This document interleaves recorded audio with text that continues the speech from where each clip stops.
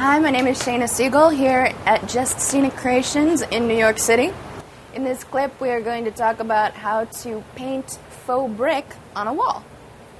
Now, most people, the best way to really do it is to create a stamp for yourself, and there's a bunch of different materials you can use. You can use sponges, you can use a piece of rubber slab that is actually meant for making stamps out of, and you make one that's like a few brick pattern. Makes it easier to line it up for yourself and keep it straight if it's got at least like a little bit of the pattern established in it. This is a piece of masonite brick actually that's sold as Meso brick that we've cut out a little piece for ourselves. Now, the best way to use a stamp is to have a nice flat surface that you can dip your stamp into. You can use anything. You can use a cookie sheet with wax paper, something that's easy for you to clean up, but something so that it's spread evenly on the surface and you're not going to get too much paint on the stamp. Now, I've already primed my surface with whatever color I feel my grout should be. To me, most brick has like a grayish grout, so that's what I've gone with here. Now, really the trick to this is to be very careful lining it up so that it's straight. That's what's going to give you a convincing brick pattern.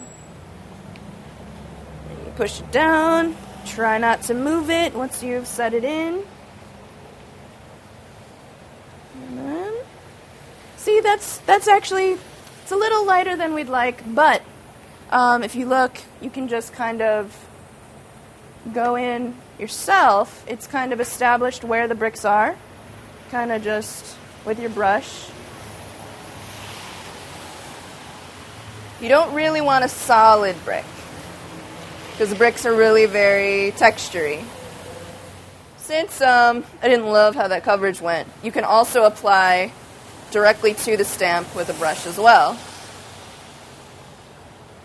You get a little bit more paint and control where the paint goes. You can apply it unevenly so it's not everywhere. Very carefully line it up with itself so that it's straight.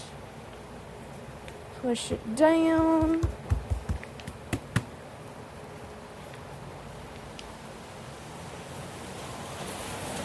Pull it up. See, that's a little bit more of a typical brick pattern. Still, not really, exact rectangles. You're going to want to go in and fill it in.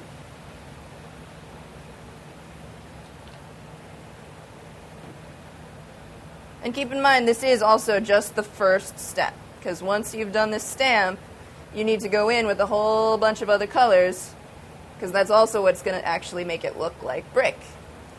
And not like you took a stamp and stamped it on a wall.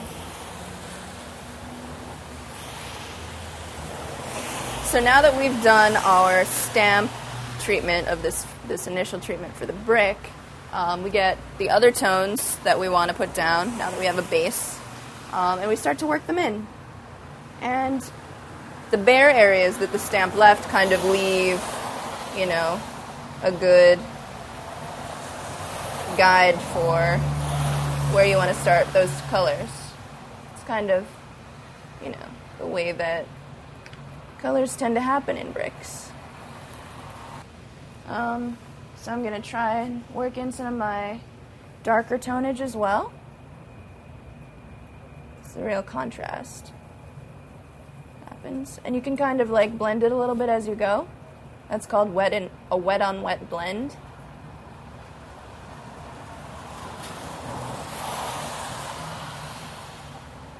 This kind of stuff you can also do with sponges. I prefer to use a brush usually. So that is the basics of painting faux brick.